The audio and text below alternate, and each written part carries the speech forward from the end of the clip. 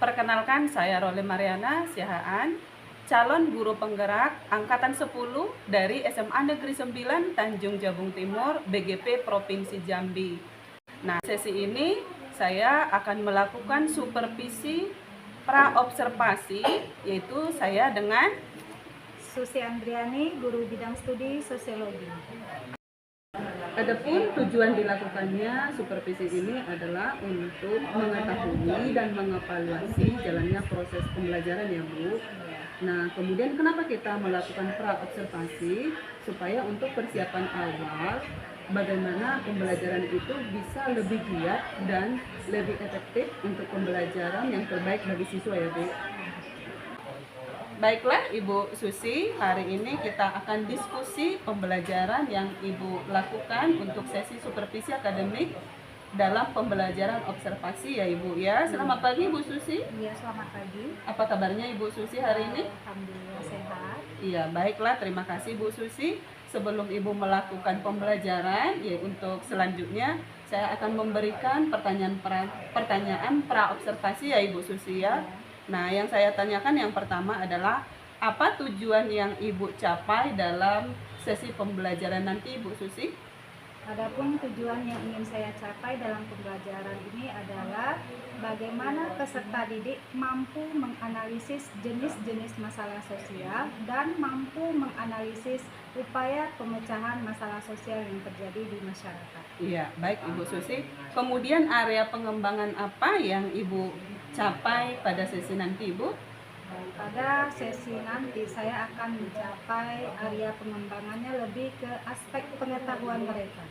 Ya, kemudian strategi rancangan pembelajaran apa yang Ibu gunakan nanti Ibu Susi? Di sini saya menggunakan model PBL, Problem Based Learning, dan metode diskusi presentasi. Iya, Ibu Susi, terima kasih. Kemudian media apa yang kira-kira Ibu persiapkan nanti, Bu? Adapun media yang saya gunakan pada sesi ini adalah Infocus, laptop, HP, dan terakhir LKPD.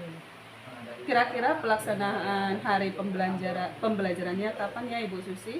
Saya akan melaksanakannya pada hari Selasa jam 7.30 sampai jam 9 waktu Indonesia Barat di kelas 11 fase F3. Baiklah, terima kasih Ibu Susi. Nanti saya juga akan melakukan observasi pada hari Selasa ya Ibu Susi ya. Saya berada di dalam ruangan kelas untuk observasi pembelajarannya nanti Ibu Susi ya. Dan Ibu juga mohon kesediaannya untuk pasca observasi nanti dan itu didampingi dengan Ibu PP. Terima kasih ya Ibu Susi. Ya, sama-sama.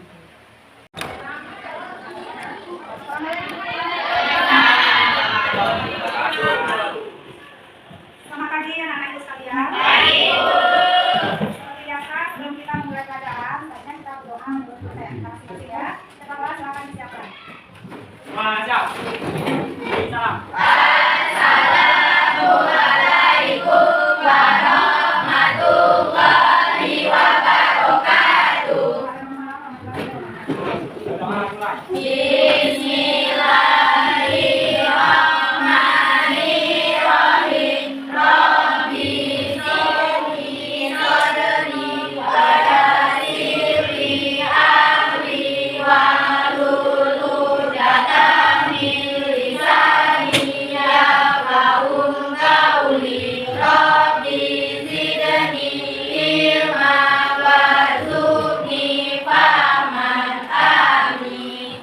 Dan sebelum kita mulai pembelajaran, kalau ada sampah-sampah di bawah tolong dilihat di tangan masing-masing. Kemudian kita angkatnya dengan nyaman dan tenang. Silakan kalian sampahnya sekarang dipilih dan buang sampahnya keluar. Nih, ayo. Sudah bersih kelasnya? Kita seperti biasa absen. Siapa yang tidak hadir hari ini? Apa? Fatma? PNR ya? Siapa lagi? Dan kalian bisa menerima apa yang ibu sampaikan. Nah, apa pembelajaran kita kali ini terkait dengan permasalahan masyarakat. Sebelumnya kalian pernah nggak dengar atau mengalami masalah dalam hidup kalian? Apa aja contohnya masalah yang pernah kalian alami? Putus cinta. Selain putus cinta,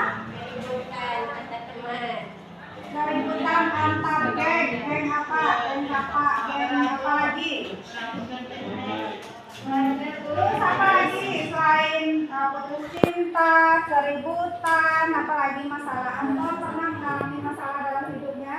Oh banyak. Salah satu aja. Tidak. Apa?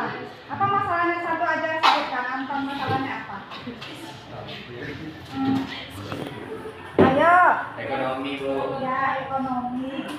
Nah, menurut kalian, apakah masalah yang kalian alami itu bisa dikatakan sebagai masalah sosial? Bisa jika berhubungan dengan masyarakat. Bisa. Contohnya apa? Tadi masalahnya putus cinta. Ya. Kalau putus cinta hanya kalian aja berdua, apakah itu dikatakan sebagai Tidak. masalah sosial? Tidak. Karena dua belah pihak saja. Nah, bagaimana ketika masalah pribadi itu bisa menyebabkan jadi masalah sosial? Contohnya? Keributan. Iya, keributan, perkelahian. Iya, melibatkan Ya, satu-satu. Nah, silakan Elsa. Tawuran. Oh, ngajak-ngajak kawannya itu tawuran boleh. Salsa? keributan juga. Masalah lain itu kan. Kemiskinan juga. Kemiskinan contohnya. Kalau misalnya kemiskinan bapaknya tidak pengangguran, terus untuk mencukupi kebutuhan hidupnya dia melakukan pencurian atau tindakan kriminal lainnya, itu apakah termasuk masalah sosial? Termasuk. Karena menyebabkan kerugian terhadap masyarakat lain. Misalnya pencuri itu rampok rumela terus dipanggilnya orang berlari semua ngejar pencuri. Nah, menurut kalian apa itu masalah sosial dari contoh-contoh yang kita dapatkan tadi? Masalah yang melibatkan masyarakat atau makhluk sosial. Yang lain boleh. Mungkin yang siapa? Nabil, apa menurut kamu dari sekian contoh yang kita berikan bahwa masalah sosial itu contohnya seperti ekonomi, putus cinta juga boleh, keributan, tawuran, kan sangat banyak ya contohnya di dalam kehidupan sehari-hari masalah sosial.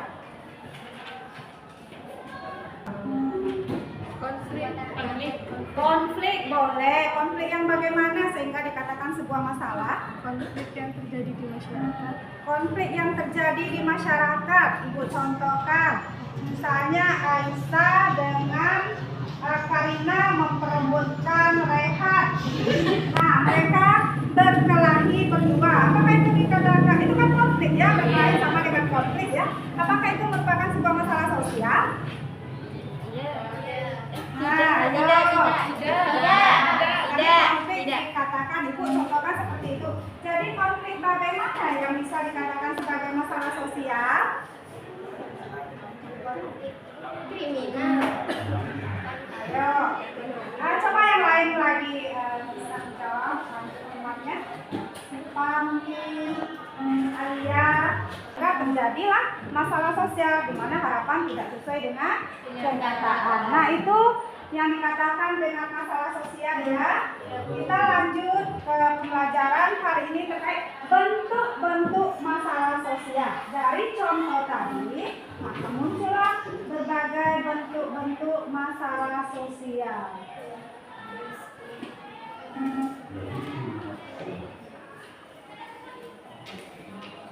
Nah, capaian sebelum kita lanjutkan ke bentuk-bentuk, Ibu sebutkan dulu capaian pembelajaran yang berdasarkan elemen di mana kalian harus juga memahami. Yang pertama, pemahaman konsep.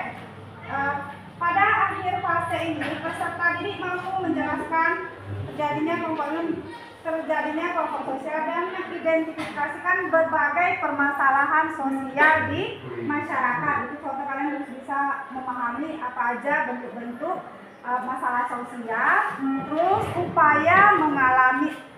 upaya untuk memecahkan atau menyelesaikan atau mengatasi masalah sosial tersebut.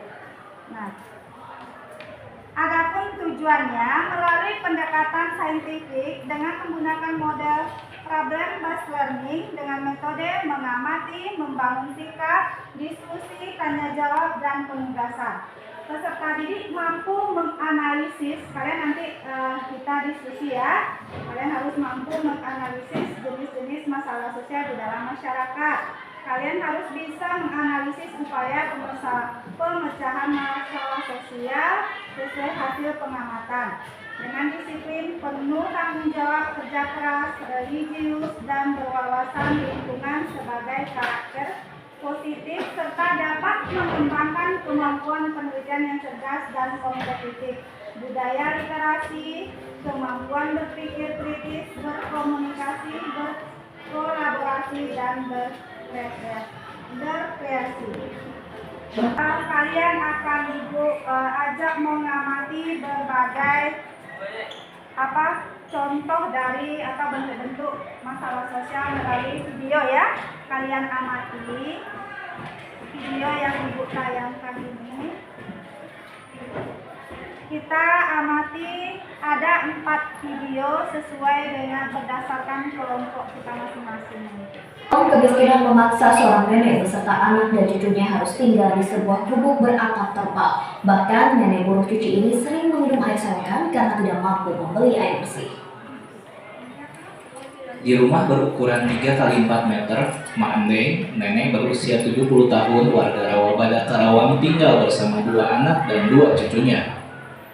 Rumah yang lebih tepat disebut gubuk beralaskan tanah ini hanya berdinding dan beratapan terpal seadanya yang dipenuhi lubang.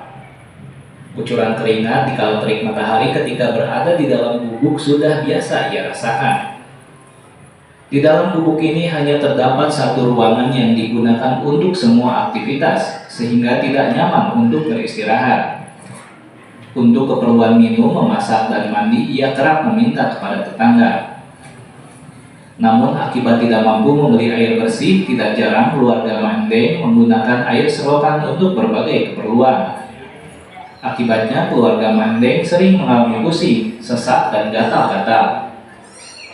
Mandeng beserta 2 anak dan 2 cucunya sudah tinggal di gubuk tersebut selama 4 bulan terakhir. Rupiah per tahun. Ia memilih tinggal di gubuk ini setelah tidak bisa membayar rumah kontrakan. Untuk bertahan hidup sehari-hari, Mandeng bekerja sebagai kuli cuci. Penghasilan yang tidak Masa buruh melakukan aksi demonstrasi di depan gedung Istana Merdeka Jakarta dalam rangka memperingati Hari Upah Layak. Karena apa? Upah murah. Itulah isu yang kami bawa sekarang. Sejumlah tuntutan bagi pemerintah, salah satunya adalah dengan meningkatkan upah minimum regional atau UMR.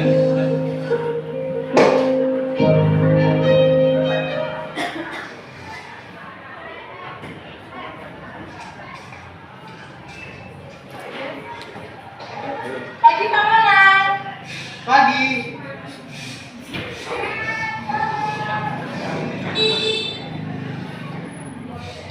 Pagi Bang Onang. Pagi. Orang lupa. Ini Pak, korannya. Terima kasih, Bu. Ya, sama-sama. Semua pamer perusahaan untuk semangat para buruh. Udah di TV, isinya gitu aja. Terima kasih, San. Malah terus cepat keluar. Bisa ada orang. Tadi itu kan aku ikut di TV.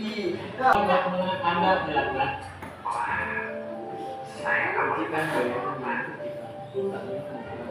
besok kan saya harus seperti yang diperintah, ya. Tapi nggak apa-apa deh. Saya ucapkan sekali lagi selamat ya dan sukses hari ke depan lah, ya. Saya nggak tahu harus berterima kasih seperti apa. Nggak usah berterima kasih, banyak tahu sendiri lah, ya. Ya udah, oke.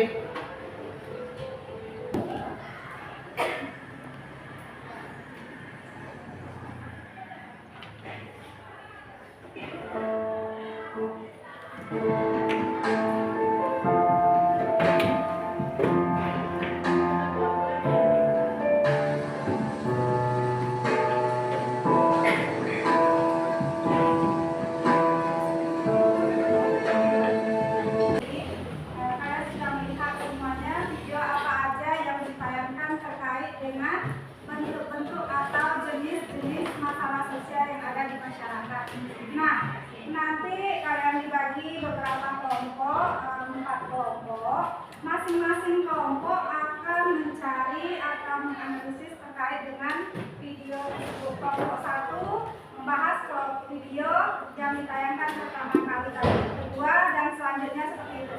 Paham ya maksud Ibu? Nah, dari video tadi apa yang harus kalian lakukan atau kerjakan? Nah, menurut kalian apakah tayangan video yang pertama menggambarkan jenis masalah sosial kemiskinan? Jelaskan. Apakah itu termasuk pada kemiskinan? Jelaskan dan cari solusinya terkait dengan masalah sosial yang dihadapi masyarakat. Nah, kemiskinan apa? Termasuk bahkan banyak jenis-jenis, ada kemiskinan mutlak, ada kemiskinan struktural. Nah, nanti termasuk kemiskinan yang bagaimana? Lihat di cari sumbernya berdasarkan buku yang kalian pegang, boleh di internet, dan bahan ajar yang sudah diberikan juga boleh. Nah, itu terkait dari video yang ditayangkan juga. Begitu juga video selanjutnya, apakah itu termasuk kesenjangan sosial, apakah itu termasuk masalah pengangguran, apakah termasuk masalah sosial kriminalitas. Nah, termasuk kemana jenis masalah apa? Misalnya kemiskinan tadi, kemiskinan apa? Terakhir kan ada pengangguran, termasuk ke pengangguran yang bagaimana? Nanti kalian jelaskan solusinya bagaimana cara mengatasi pengangguran tersebut. Dan paham apa yang gue maksud? Sekarang silakan duduk berdasarkan kelompok masing-masing yang sudah dibagi. Silakan gabung, ayo. Nah, kok ini lebih tebal ya? Ini lebih tebal? Bukan gila. Gila dia, tebalnya. Ini begitu.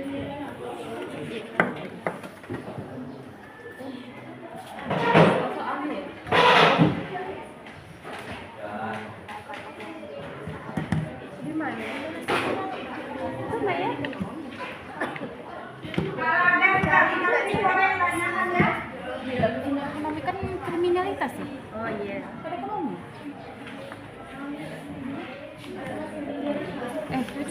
Kelompok dan kelompok juga ya.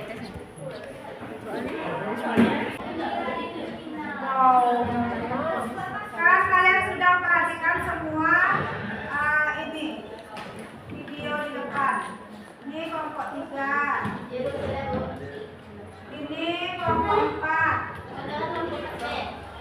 Nah, silakan dicari jawaban dari pertanyaan berdasarkan tayangan video. Kalian kan kami berkelompok, misalnya ini 2 orang cari jawaban nomor 1, 2 orang cari jawaban nomor 2. Jadi kalian saling kerjasama, nanti diberikan jawaban tadi.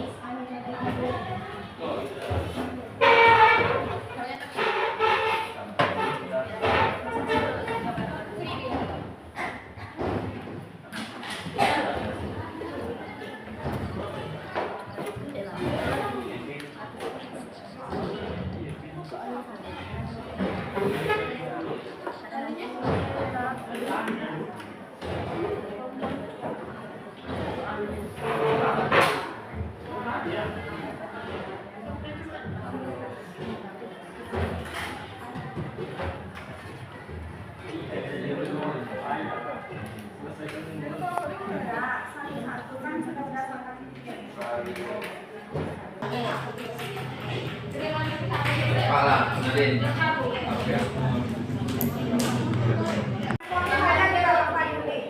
Ya boleh, kelompok 3 silakan maju ke depan.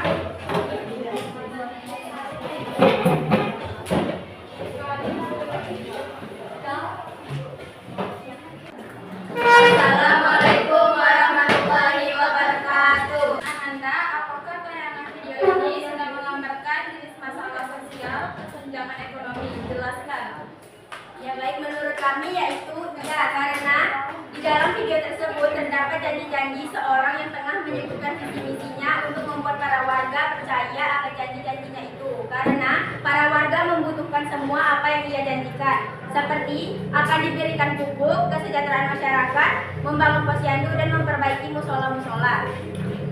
Dari tayangan video tersebut, bentuk kesenjangan sosial apa yang terjadi? Jelaskan.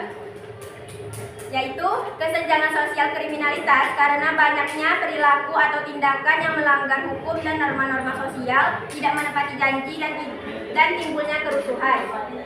Jelaskan upaya pemecahan masalah kesenjangan sosial dari tayangan video tersebut. Yaitu meningkatkan kesadaran lewat pendidikan, melakukan komunikasi dan kolaborasi, meningkatkan keamanan rumah, melakukan sosialisasi positif, dan melaporkan kejahatan. Baiklah, sekian presentasi dari kami. Ada yang ingin ditanyakan atau yang ada yang ditanggapi? Nama saya Nelsa Aulia dari kelompok 1 ingin bertanya kepada kelompok 3. Jadi apakah menurut kalian kehidupan sosial seperti di pasar, toko Nyonya Lena dan para nelayan termasuk kesenjangan sosial? Jelaskan. Menurut kami iya, karena termasuk kesenjangan sosial ekonomi karena banyak faktor seperti tidak efektifnya program pengentasan kemiskinan. Karena ekonomi dari tokoh yang kalian sebut tadi seperti Nyonya Lena lebih mencakup ekonomi yang tinggi dibandingkan dengan masyarakat yang mempunyai pekerjaan seperti nelayan karena pendapatan yang tidak menetap. Apakah puas dengan jawaban kami? Terima kasih Nelsa.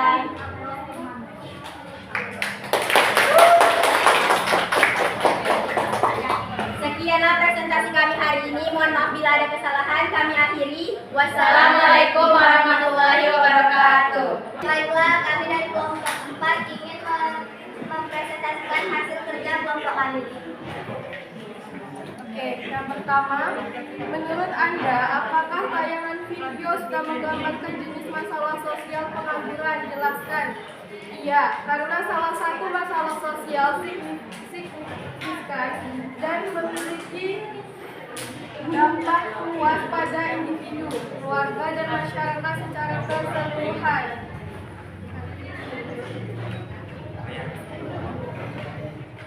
Jenis pengangguran apa yang ada dalam tayangan video tadi? Jelaskan.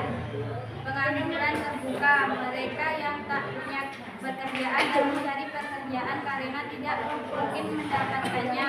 Pengangguran apa yang terjadi dalam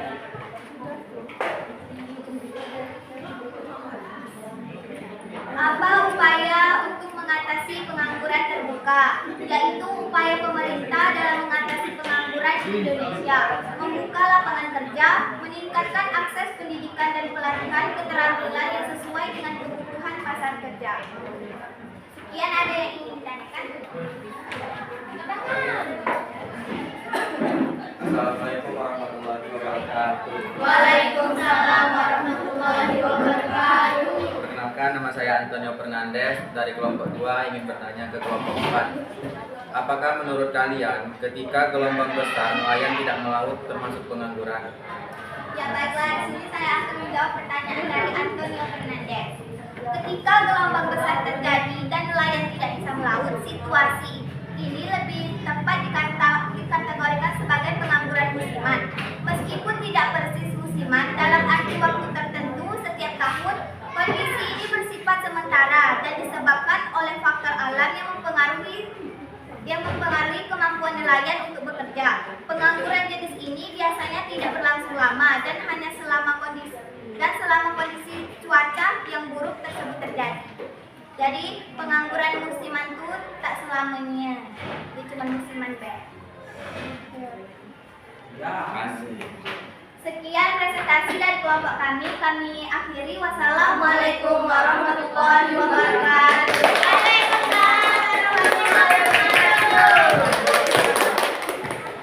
Dari tampilan diskusi teman kalian tadi, siapa yang bisa menyimpulkan dari diskusi tadi dan apa yang Ibu sampaikan keempat video tadi? Kami, Bu. Ya, silakan. Baiklah, di sini saya akan menyimpulkan apa yang telah dijelaskan oleh Ibu Susi Andriani. Dari adapun jenis-jenis masalah sosial itu ada kemiskinan, pengangguran, kriminalitas, dan kesenjangan sosial. Cara mengatasinya yaitu banyak yang dijelaskan seperti meningkatkan pendidikan dan menambah wawasan serta meningkatkan lapangan pekerjaan. Terima kasih. Nah, sudah selesai itu simpulan dari temannya. Berikan aplaus untuk temannya yang sudah melakukan untuk besok. Memulai dengan ice breaking. Boleh. Apalagi? Udah cukup ya? Nah, demikian pembelajaran kita. Sebelum Ibu tutup, kalian kerjakan tugas individu yang ada di LKPD yang sudah Ibu berikan. Ada tugas 10 soal, jadi kalian kerjakan ya, nanti dikumpulkan pertemuan selanjutnya. Oke? Oke, Bu. Nah, untuk pertemuan selanjutnya kita masuk kepada bab baru harmoni sosial. Silakan kalian baca buku di rumah. Jadi pas pembelajaran, Ibu apa yang Ibu tanyakan kalian juga bisa mengertinya ya. Dan pembelajaran hari ini Ibu sudahi. Assalamualaikum warahmatullahi wabarakatuh. Waalaikumsalam warahmatullahi wabarakatuh. Semuanya siap. Assalamualaikum warahmatullahi wabarakatuh.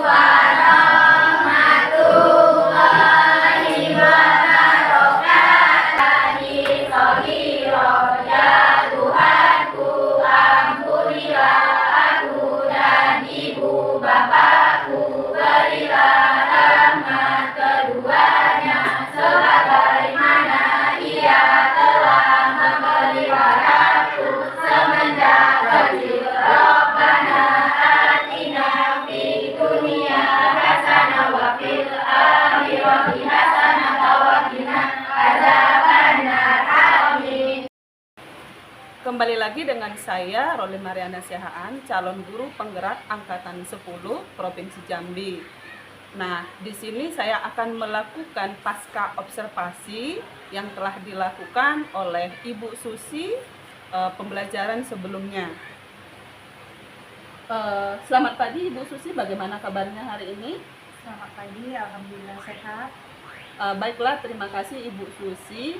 Sekarang tujuan saya adalah ingin mengevaluasi pasca observasi yang telah Ibu lakukan sebelumnya Ibu ya. Nah, di sini ada beberapa hal yang perlu saya pertanyakan terkait dengan observasi pembelajaran yang telah Ibu lakukan. Nah, yang pertama Ibu, bagaimana perasaan Ibu terkait dengan jalannya observasi kemarin Ibu? Alhamdulillah, saya ketika melaksanakan observasi kemarin, saya merasa cukup senang. Tetapi di awal-awal ada merasa canggung karena tidak terbiasa disorot mengajar ya. Tapi lama-kelamaan sudah berjalan seperti biasa. Ya, baiklah Bu. Kira-kira boleh Ibu bercerita kembali area pengembangan apa yang Ibu kembangkan dalam proses pembelajaran tersebut Ibu? Ada dua area pengembangan. Yang pertama pengetahuan dan yang kedua keterampilan. Boleh Ibu ceritakan kira-kira tahapan-tahapannya Ibu? Yang pertama saya mempersiapkan perangkat pembelajaran. Di dalam proses pembelajaran saya menyiapkan anak untuk presentase dan evaluasi terakhir. Baiklah Ibu, kemudian selanjutnya Ibu ya, kira-kira sejauh mana telah Ibu melakukan pembelajaran itu? Maksudnya apakah pembelajaran itu telah berhasil atau belum? Bagaimana Ibu? Sebagian anak bisa aktif dalam pembelajaran tersebut dan ada beberapa anak yang kurang aktif. Bagaimana Bu, kiranya misalnya kira-kira hambatan apa yang kira-kira Ibu lihat ketika dalam proses pembelajaran tersebut Ibu? Dengan banyaknya jumlah siswa jadi agak susah dalam pembagian kelompok. Oh, karena jumlah siswa terlalu banyak gitu Bu ya. Kemudian kira-kira kenapa bisa hal itu terjadi Ibu? Mungkin di dalam pembagian kelompok saya tidak melihat gaya belajar anak tersebut. Misalnya ada anak yang suka mendengar, ada yang suka menulis. Mungkin dari situ saya tidak memperhatikan sehingga ada beberapa anak yang tidak aktif dalam pembelajaran. Iya, berarti itu mungkin terkait gaya belajar anak Ibu ya. Mungkin ada yang suka visual, ada yang suka auditory, ada yang suka kinestetik Ibu ya. Jadi apakah kira-kira Ibu memberikan atau menjadwalkan pembelajaran ini untuk selanjutnya Ibu?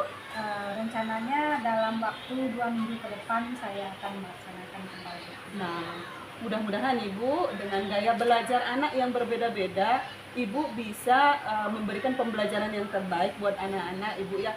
Apakah kira-kira ini solusi terbaik Ibu menurut Ibu untuk kedepannya Ibu?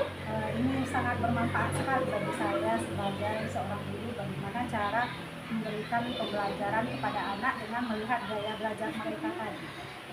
Baiklah Bu, mudah-mudahan pembelajaran selanjutnya bisa berjalan dengan baik ya Bu ya, dan anak-anak kita pun bisa belajar sesuai dengan gaya mereka belajar. Terima kasih Bu, demikian pasca observasi kita, mudah-mudahan bisa berhasil ke depannya Ibu ya.